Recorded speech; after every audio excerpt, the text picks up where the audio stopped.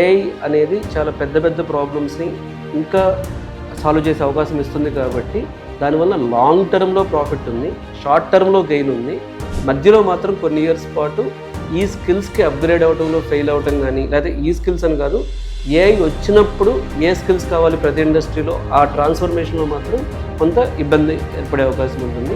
AI వలన jobs మీద, business మీద, ఐటీ కంపెనీస్ రెవెన్యూ మీద ఎఫెక్ట్ ఎలా ఉంటుందని చెప్పి కొంతమంది సీఈఓస్తో నేను మాట్లాడినప్పుడు వాళ్ళు ఇచ్చిన ఫీడ్బ్యాక్ మీతో షేర్ చేసుకుంటున్నాను. నేను ఏఐ ఎఫెక్ట్ని మనం 3గా విడగొడదాం. మనం ఫస్ట్ ఏంటంటే వచ్చే 2 years ఏఐ వలన ఎఫెక్ట్ ఎలా ఉంటుంది, 2 to 8 years ఎఫెక్ట్ ఎలా ఉంటుంది, 8 years తర్వాత ఎఫెక్ట్ ఎలా ఉంటుంది, ఈ 3 లేయర్లుగా విడగొట్టారు.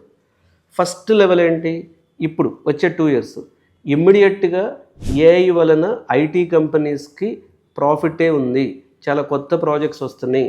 ఏఐ ప్రాజెక్ట్స్ అనేవి చాలా ర్యాపిడ్గా అన్ని కంపెనీస్కి రెవెన్యూ పెరిగింది. ఇప్పుడు మీరు ఎసెంచర్ రీసెంట్గా ఒక రిలీజ్ నోట్స్ ఇచ్చింది, ఒక డాక్యుమెంట్లో వాళ్ళు చెప్పింది ఏంటంటే వాళ్ళ రెవెన్యూ చాలా ఎక్కువ పర్సంటేజ్ ఏఐ రెవెన్యూకి టర్న్ అవుతుంది అని చెప్పి.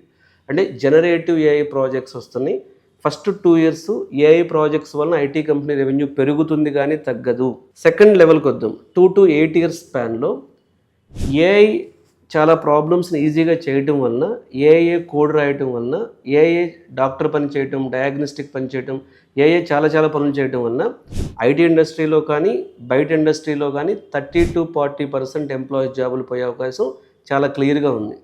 సో ఈ 2nd year నుంచి 8th year వరకు ఏఐ మెచ్యూర్ అవటం వలన వచ్చేటటువంటి ప్రాబ్లమ్స్ అనేవి కొన్ని జాబ్స్ లే ఆఫ్లో ఎఫెక్ట్ అవుతుంది. ఐటీ ఎంప్లాయీస్ జాబులు పోతే కొంతమంది ఒక 25 to 30% ఎఫెక్ట్ అనేది గ్యారంటీగా అన్ని ఇండస్ట్రీస్ మీద పడుతుంది. థర్డ్ లేయర్ అంటే ఈలోపు ఏఐ ఇంకా కాంప్లెక్స్ ప్రాబ్లమ్స్ సాల్వ్ చేస్తూ ముందుకెళ్ళే కొద్దీ ఏమవుతుందంటే ఒక 8 years వచ్చేటప్పటికి మళ్ళీ ఏఐ ప్రాజెక్ట్స్ చాలా వస్తాయి, మళ్ళీ కొత్త అవకాశాలు క్రియేట్ అవుతాయి, జాబ్ రేట్ కూడా పెరుగుతుంది. ఎందుకంటే మనం అసలు ఎప్పుడు చూడని విధంగా చాలా కాంప్లెక్స్ థింగ్స్ని ఏఐ సాల్వ్ చేయడం మొదలు పెడుతుంది. So AI technology long term point of వ్యూలో ఐటీ కంపెనీస్కి చాలా బెనిఫిటే చేస్తుందనేది కొంతమంది ఐటీ సీఈఓలు చెప్పినటువంటి అభిప్రాయం అది.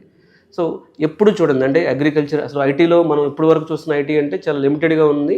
ఏఐ వచ్చిన తర్వాత చూసే ఐటీ ఏమవుతుందో డైరెక్ట్గా డివైజెస్ కనెక్ట్ అవ్వటం, సో అగ్రికల్చర్లో కనెక్ట్ అవ్వటం, ఏరోస్పేస్లో వండర్స్ చేయటం, సో ఇంకా సో అంటే ఏఐ అనేది చాలా పెద్ద ప్రాబ్లమ్స్ని ఇంకా సాల్వ్ చేసే అవకాశం ఇస్తుంది కాబట్టి దానివల్ల లాంగ్ టర్మ్లో ప్రాఫిట్ ఉంది, షార్ట్ టర్మ్లో గెయిన్ ఉంది.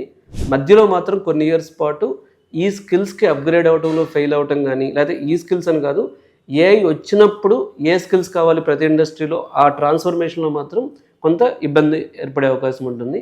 కాబట్టి ఏఐని పూర్తిగా యాంటీగా చూడకుండా ఏఐని మనం 3 రకాలుగా విడగొట్టుకుని, ఏఐ వల్ల కొన్ని బెనిఫిట్స్ కూడా ఉన్నాయి, పదే చెప్తున్నాను నేను. మనం ఏఐ వల్ల జాబులు పోతాయి, ఏఐ వల్ల ఏదో అయిపోతుందనే యాంగిల్లో వెళ్లకుండా, ఎందుకంటే చూడండి ఏ టెక్నాలజీ వచ్చినప్పుడైనా ఈ భయం ఉంటుంది. ఈ టెక్నాలజీ వచ్చింది కాబట్టి ఆ ఫియర్ అనేది మనకి సొసైటీలో స్ప్రెడ్ అవుతుంది. బట్ ఏఐ వల్ల లాంగ్ టర్మ్లో బెనిఫిటే ఉంటుంది. ఏఐని ఎలా మన బిజినెస్కి వాడుకోవాలి, ఎలా మన జాబ్కి వాడుకోవాలి, ఎలా మన ప్రొఫెషన్కి వాడుకోవాలి, ఎలా మన స్టడీస్కి వాడుకోవాలి అనుకుంటే ఏఐ వల్ల చాలా బెనిఫిట్సే ఉన్నాయి కానీ లాస్ లేదు.